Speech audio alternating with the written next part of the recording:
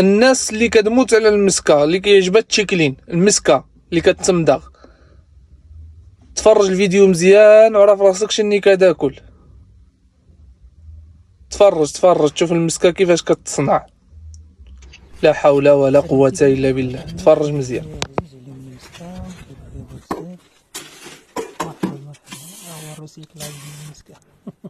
يلا مرحبا بكم دابا.